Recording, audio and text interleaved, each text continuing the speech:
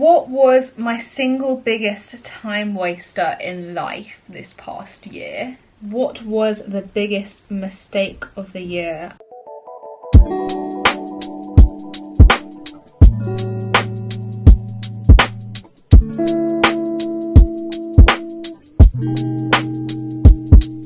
Hey everyone, so today we're going to get reflective and I'm going to reflect on the year 2021. To do this, I'm going to work through some prompts. I've literally just googled on my phone end of year reflection and it's come up with a ton of websites with several questions that you can answer about your year. And also, please do feel free to get involved and comment below your answers to some of the questions in the comment section. And before we start reflecting, I want to give a huge shout out to Technics, who are sponsoring this video. Technics sent me some true wireless earbuds to try out last month. These are the EAH AZ60 earbuds. You might have watched me unbox the earbuds and use them for the first time in a recent vlog, but since then I've been using them over the holiday period for editing and listening to music while I study, and for work calls now I've started back for the new year. My sister was actually teasing me not long ago about always using wired earphones, and up until this point when I received these I was still using wired earphones. She was like, Paige,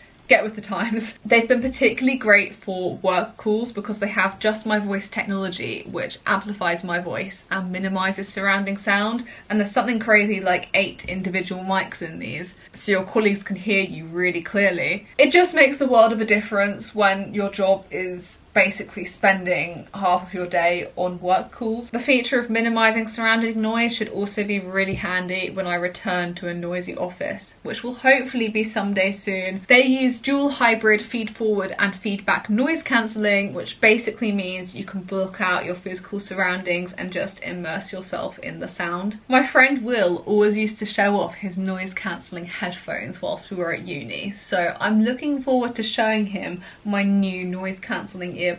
They're really lightweight in the ear and comfy to wear for extended periods of time, and that's very much helped by the fact that there's 7 different sizes of silicone earpieces, so whatever the size of your ears you can find a snug fit. They automatically pair with my phone, so I can literally play some music right now, be jamming to it. You can use the touch pads on the side of them to pause or adjust the volume of music. Here's the box, by the way, if you didn't see it in my vlog. It's very neat. Yeah, I would just really recommend Technics earbuds. If you'd like to get yourself a pair, please click the link in the description box below. Cue the first reflection prompt. I need to name a time where I had to be brave and step outside of my comfort zone.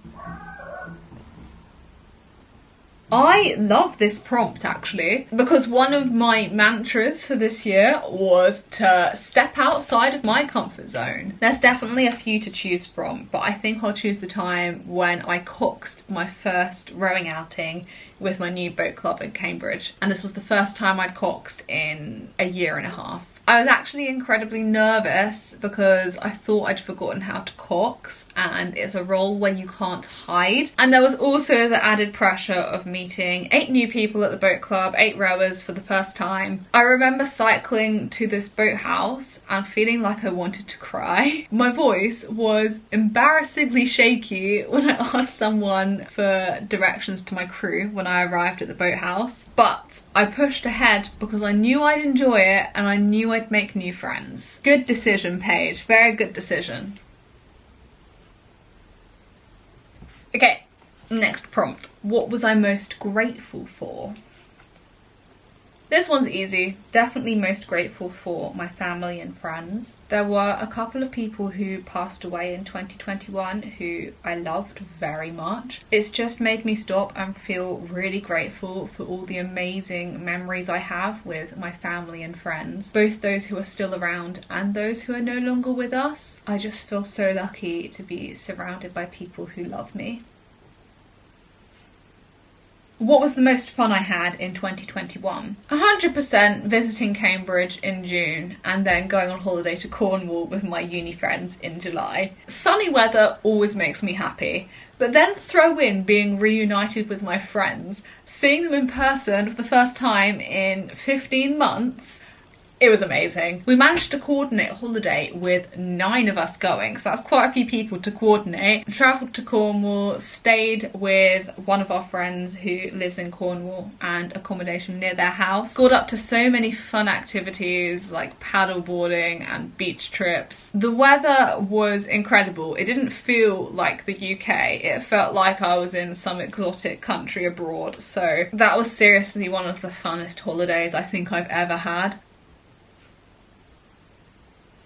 Next prompt is, what was the most challenging part of the year for me? I'm sure a lot of people have the same answer as this, but genuinely the biggest challenge of the year was staying positive during lockdown. People often call me a very positive, optimistic, glass half full kind of person, but COVID restrictions really tested that. Graduate life hadn't turned out how I'd pictured it, and I really hated working from home full time. If you're in a part of the world right now which still has lockdown restrictions or any form of COVID restrictions which are getting you down, then I totally feel you. You're not alone. Reach out virtually to friends, family. You will get through this. It will get better. It's going to be stories for the grandkids, right? That's what everyone says.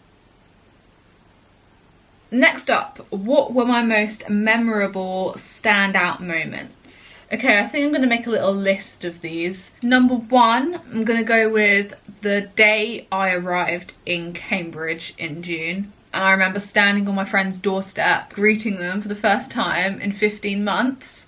It felt super weird. Another standout moment was my first day at the WeWork in my company's office space in Cambridge. I actually thought I was running late because I got there a few minutes past 9, so I think I was quite panicked.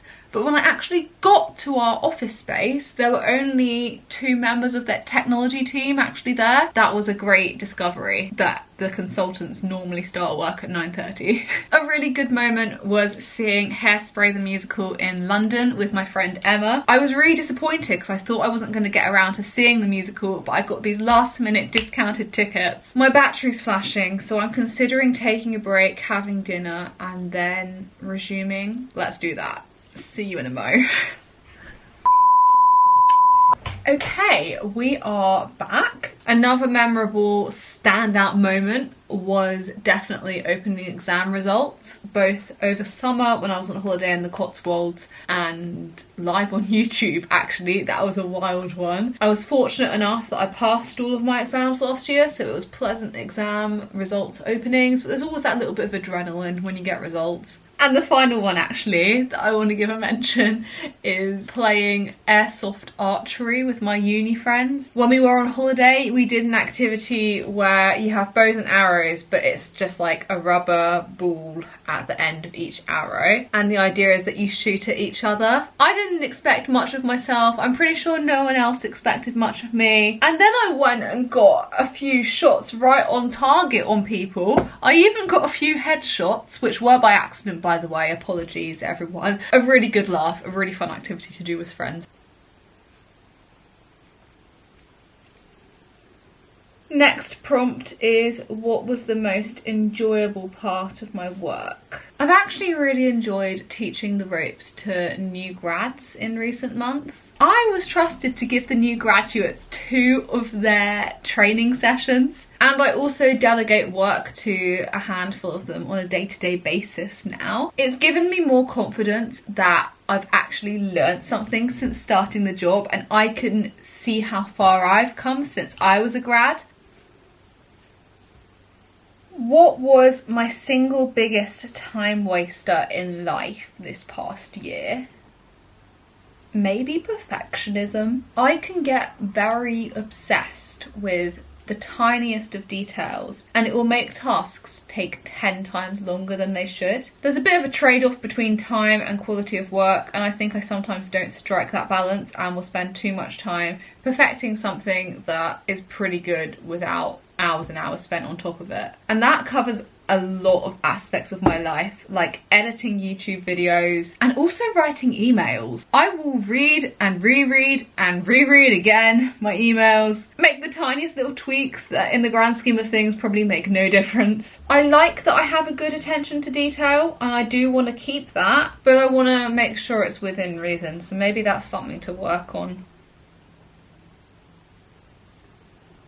Next one's interesting. What was the biggest mistake of the year and lesson learned as a result? I'm struggling with this one, not because I'm perfect and didn't make mistakes. I've made plenty of mistakes in the past year, but they're all kind of small slip-ups that don't have huge consequences, like burning my dinner or something. I think also I like to wipe any big mistakes from my brain.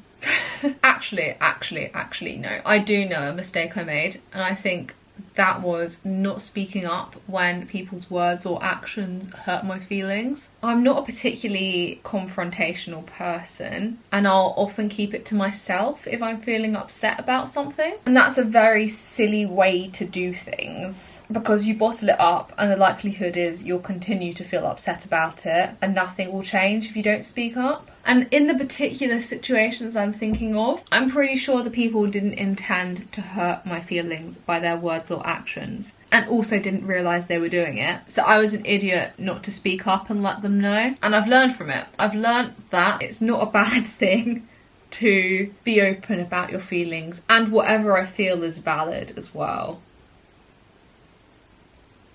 Next question's a nice one. It's, who is someone I got to know better in 2021? The answer to this one is definitely one of my colleagues. I got to know a number of my colleagues really well, and I won't mention their names on here. What does feel weird though is that some of the people who I've got to know better this year are at the stage in life where they're either getting married or having children. Proper adult stuff. But I guess what I've realised this year is that you don't have to be the same age as people to be friends with them. School and university give you that mindset that you're friends with people in your year group, and obviously growing up, age gaps do represent quite a difference in maturity. But once you reach a certain age, you're all adults, and I've found that I've had a real laugh with people who are in their 30s. That's like 10 years older than me.